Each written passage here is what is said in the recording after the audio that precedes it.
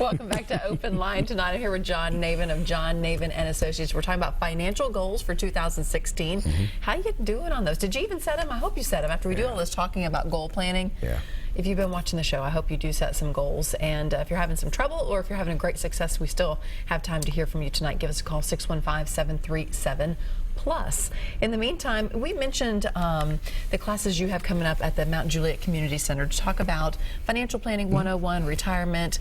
How do people, $49 fee to take this class? Yes. How do people sign up? Do they need to sign up or is it a show up thing? No, you got to sign up. Okay, how do you do that? Because the seating is limited, and we want to make sure we have the course materials and everything else. You can sign up. You can go to johnnavin.com. Okay. Is one way. You can call our office directly, which is 615-656-3170. Say that one more time. 656-3170. Okay. Yeah, we did not put that up. We will. We will. When we show the stress test again, we'll put it on there. I didn't. I wanted to talk about it. I just wanted to. I'll make it the hard way for you to get in touch and actually go do it. Yeah, but johnnavin.com or 656-3170 is probably the easiest way to do it. Yeah. Okay, easy enough. So we have that information coming up. Let's jump back to our roadblocks to retirement planning. We've gone through 5 of them so far. There are 10 in all. Number 6, don't allocate assets properly and adjust as needed. You were telling me allocation is what, 90% of the game?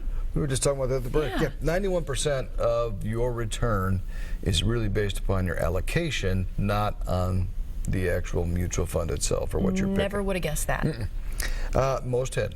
What that means is when you look at how you're going to invest, you want to have money positioned in different vehicles, of course, based upon your time horizon, what's important to you. You know, I'm going to say goals again, because we talk about it a lot, but whatever your balance should be. Simple rule of thumb is take 100 minus your age. So I will make this very easy. I am going to be 50 in March. So happy early birthday. Thank you very much. So if you take 100 minus 50, 50% of my money should be in some type of safer, more conservative vehicles. 50% of my money should be in growth kind of vehicles. That is, now if you have a plan and you have the bucket strategy, you can make that a little bit different. But as a simple rule of thumb for anybody who wants to get just a small smidge of good information, take 100 minus your age, that's the percent you should have in stuff that's maybe a little bit more conservative.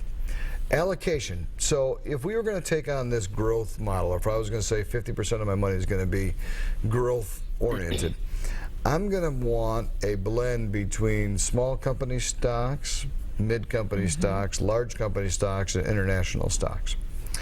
Aside from that, let's take that one step further.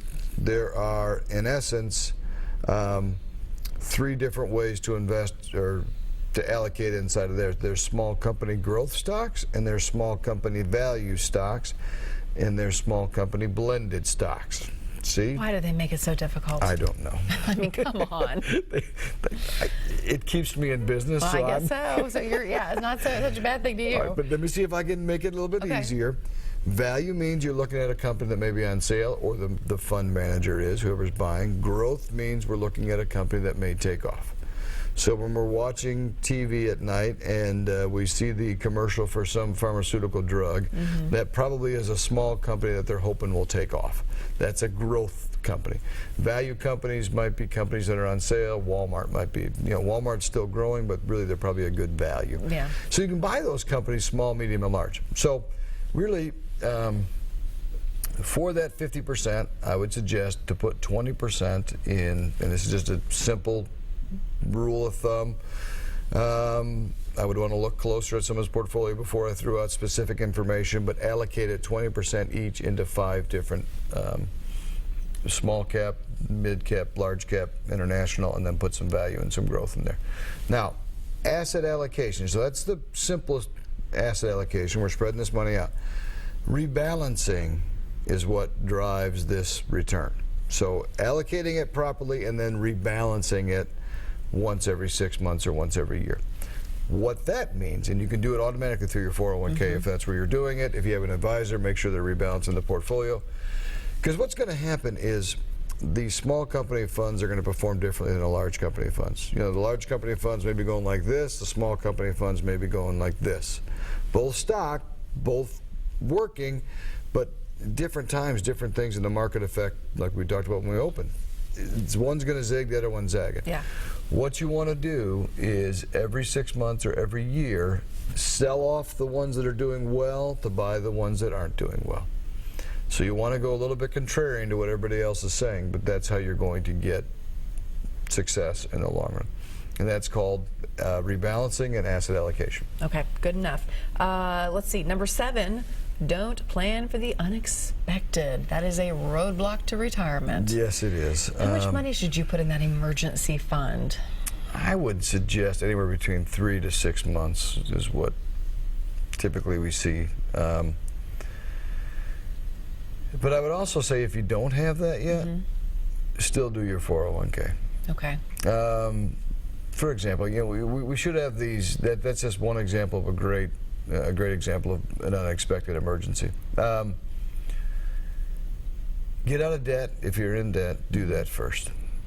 Before you do your 401k? If you have the discipline. So now we've got to be honest with ourselves. Right. Some people don't have the discipline to do that. You have that money in your hand, you're like, ooh, mama's going shopping. Right. Yeah. So you're better off put the money in the 401k. But you want to get out of debt first. And if you're in debt, there's some tools that we use, and we can help folks.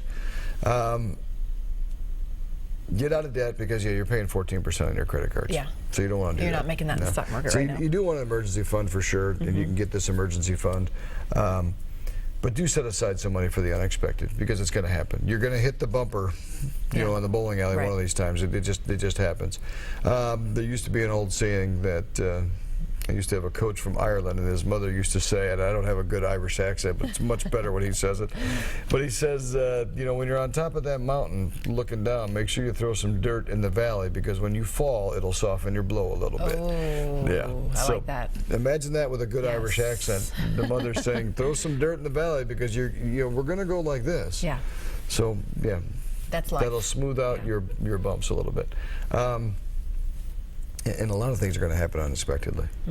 Let's breeze through the next couple ones because we're running short on time. We'll go fast. If you're not taking full advantage of your employment benefit plans, you should. You talked about you've got to invest in that 401k. Yeah. And then you don't properly plan for your estate. Yeah, we're probably going to get into that's the 201 or the 301 level class versus the Discover 101. But planning for your estate is critical, because no one's getting out alive. It's not like when I, or if I die. Yeah, it's going to happen. It's going to happen. So, and you know what's going to happen. It's easier to make those decisions now than it is later. So, have the conversation earlier, sooner than later, to where what do we want to do. The other thing that I see with estate that is maybe a little bit more appropriate right now, check all your beneficiaries. I was just looking to see if that's number 10.